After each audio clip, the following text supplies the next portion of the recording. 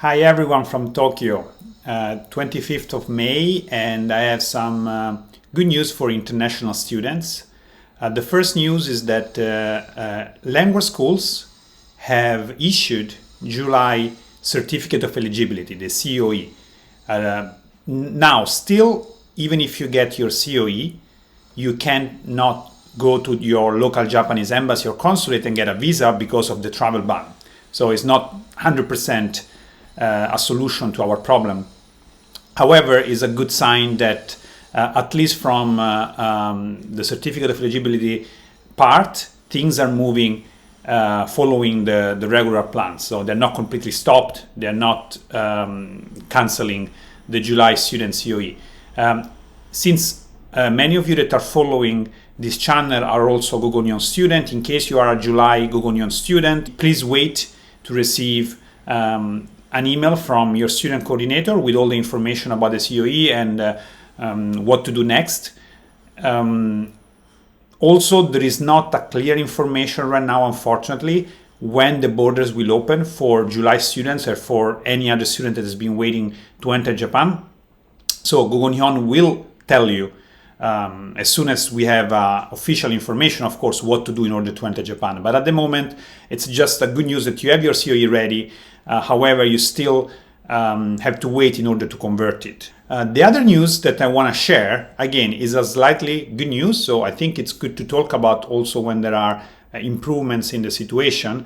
So let me share my screen. I already spoke about it a few days ago about Japan that was going to open state-run mass COVID vaccination centers in Tokyo, Osaka, and also other prefectures. So as you can read here in this article from Kyodo News, Japan opened state-run mass coronavirus vaccination centers on Monday in Tokyo and Osaka in a bid to accelerate its inoculation program that has lagged far behind other developed countries with just 2 months remaining before staging the Olympics.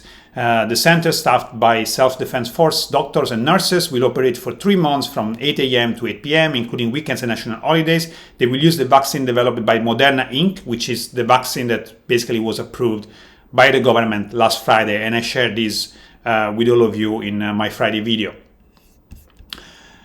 So what does it mean? So first of all, you can see already here in this table here is in Japanese. So basically shows the number of inoculation, shows the numbers of vaccine given to people in Japan. And yesterday, Monday 24th, is this long blue and yellow line. The yellow line is the second dose and the blue line is the first dose. As you can see, is the highest. So I think they are really ramping up the number of doses they're giving per day. So the number is about 560,000, which again is not enough. They're aiming for 1 million a day to really kind of cover the lost ground. However, is a step in the right direction. And why do I think this is good for international students? Is because if Japan finally start giving the vaccine to a lot of people, I think we will see here cases drastically decreasing, and also the number of people hospitalized also decreasing, which will make much easier for Japan to just say, okay, let's open the border, at least starting from students, because now things are much safer than they used to be, for example, in April and May, from their point of view. Now, I strongly believe that even now, it's perfectly safe to let long-term international students enter to Japan, for example, like 1,000 or 2,000 per day, with a controlled immigration, with PCR testing before and after arriving in Japan, and quarantine, like actually is written in the procedure. So if Japan would follow the procedure, same as happened last year in October, I think even now is perfectly safe. However, this is not the same opinion that the government is having right now, because it's not opening the border. So I still think that increasing the vaccination and decreasing the number of cases will help to open the border earlier rather than later. Now, do I think Japan is doing a good job giving the vaccine to people? Of course not, because they've been waiting for so long before getting to this point. if they were giving 600,000 or 560,000 per day since February last year, I think we would already been able to come to Japan as a language student because basically the population would have already been vaccinated in a good percentage. Unfortunately, this is a start so late. We cannot go back on time though, and we can only focus on the present and the future. And I think the fact that finally this is happening and this is moving, it's a good sign. That's why I wanted to share this news. And to close this video, another good news. Again, this is just a news, so it's not something that will change overnight. But ANA, which is together with JAL, they're the two largest flight companies in Japan. They will test vaccination status app for travelers. ANA is using a smartphone app, the IATA Travel Pass, developed by the International Air Transport Association, so it's an international app, it's not only for Japan. The test began at Tokyo Haneda Airport on Monday. The app allows passengers to show their PCR test results and vaccination records on their smartphones to meet the entry requirement for their destination.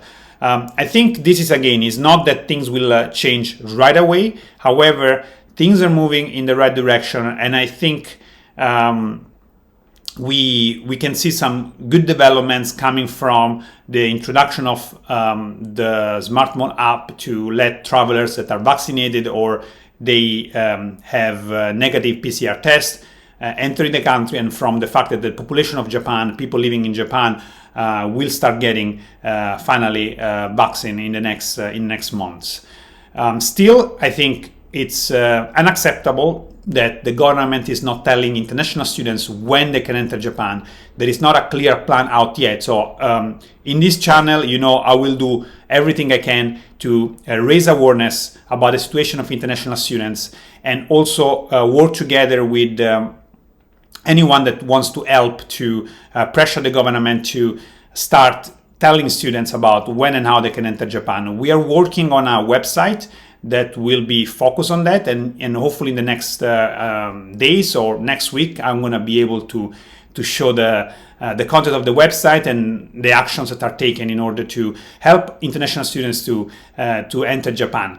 You also can help. I think it's very important that the content in this channel gets shared as much as possible. So please like the video and subscribe to the channel, so more people are going to be able to listen and understand how difficult is the situation for international students.